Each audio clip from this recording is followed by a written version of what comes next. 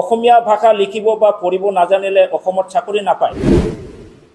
যে বিজেপি হটাও ট্ৰাইবেল বাঁচাওক, এই শ্লোগানটো হয়তো দিবলৈ আমি বাধ্য হ'ব পাৰোঁ।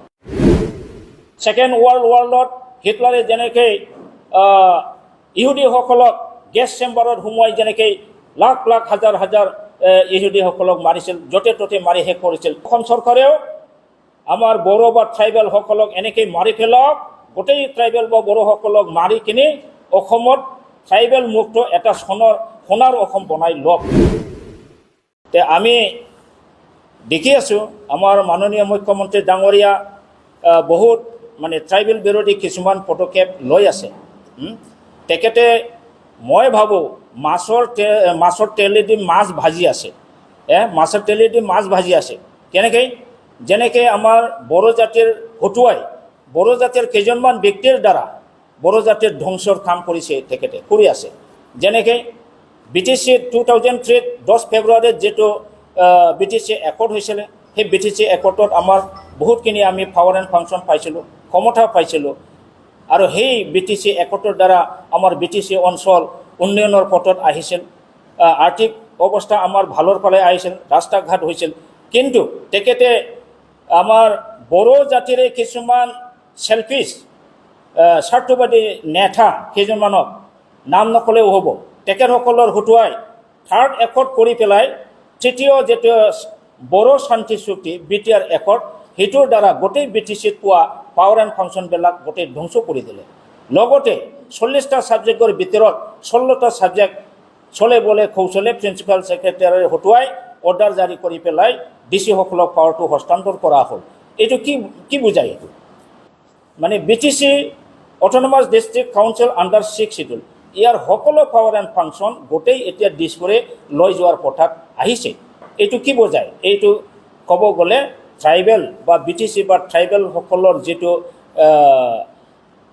মানে অট'নমাছৰ যিটো পাৱাৰ এণ্ড ফাংচন গোটেই ধ্বংস কৰিছে। এই একে ধৰণৰ কাৰ্বি আংলঙতো কিছুমান কাৰ্বি যিসকল BJPত আছে, যেনেকৈ তুলিৰাম ৰংহাং, তেখেতসকলৰ দ্বাৰা কাৰ্বিৰ বড়োলেণ্ড অট'নমাছ কাউন্সিলত যেনেকৈ পাৱাৰ এণ্ড ফাংচন নষ্ট কৰিছে, ধ্বংস কৰিছে, তেনেকুৱা কৰিছে।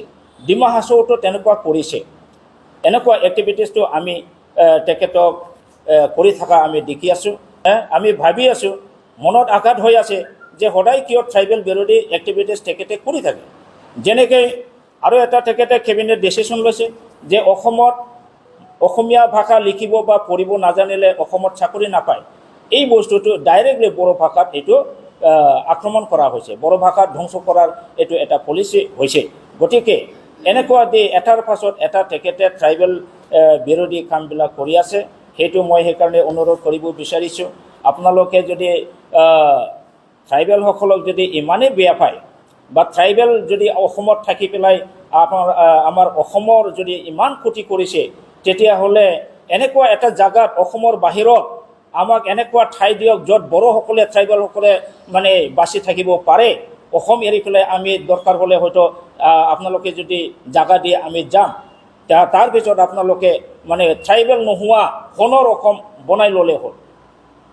গতিকে আমাৰ বড়ো বা ট্ৰাইবেল বা বড়ো নহয় কাৰ্বি বা ডিমা হাছাও তেখেতসকলৰ প্ৰতি যিটো বৰ্তমান চৰকাৰৰ যিটো কাৰ্যকলাপ, যিটো ট্ৰিটমেণ্ট ব্যৱহাৰ, সেইটো আমি ভাল দেখা নাই।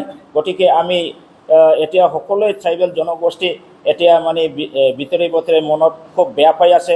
আৰু সেইকাৰণে আমি আজি ক'ব বিচাৰোঁ যে এনেকুৱা যদি BJP চৰকাৰে যদি ট্ৰাইবেল বিৰোধী কামবিলাক যদি কৰি থাকে, তেতিয়াহ'লে আমি নিশ্চয় সিদ্ধান্ত ল'বলৈ বাধ্য হ'ম যে যিমান ট্ৰাইবেল জনগোষ্ঠীৰ BJPত কাম কৰি আছে সকলোকে আমি BJP পাৰ্টিত ঠেক কৰি নিজা মানে জাগাত আহি ৰিজনেল পাৰ্টিসকলৰ লগত তেখেতসকলে কাম কৰক, BJP ঠেক কৰক। হয়তো এটা সময়ত আমি ক'বলৈ হয়তো বাধ্য হ'ম যে BJP হটাও ট্ৰাইবেল বাঁচাওক, এই শ্লোগানটো হয়তো দিবলৈ আমি বাধ্য হ'ব পাৰোঁ। না ট্ৰাইবেলসকলক মানে একোৱে দিব নোখোজে। যদি ট্ৰাইবেলসকলক ইমানেই যদি বেয়া পায়, তেতিয়াহ'লে মই আপোনাক অনুৰোধ কৰিম, ছেকেণ্ড ৱৰ্ল্ড ৱাৰত হিটলাৰে যেনেকৈ ইহুদীসকলক গেছ চেম্বাৰত সোমোৱাই যেনেকৈ লাখ লাখ হাজাৰ হাজাৰ ইহুদীসকলক মাৰিছিল, য'তে ত'তে মাৰি শেষ কৰিছিল, তেতিয়াহ'লে আপোনালোকেও অসম চৰকাৰেও আমাৰ বড়ো বা ট্ৰাইবেলসকলক এনেকৈ মাৰি পেলাওক, গোটেই ট্ৰাইবেল বা বড়োসকলক মাৰি কিনে অসমত ট্ৰাইবেল মুক্ত এটা সোণাৰ অসম বনাই লওক, সেইটো মই অনুৰোধ কৰিছোঁ। আৰু যদি সেইটো নকৰে তেতিয়াহ'লে আমাৰ ট্ৰাইবেলসকলক আমাৰ যিটো অট'নমি, চেল্ফ গভাৰ্ণিং বডিৰ যি পাৱাৰ এণ্ড ফাংচন সেইটো ঘূৰাই দিব লাগে।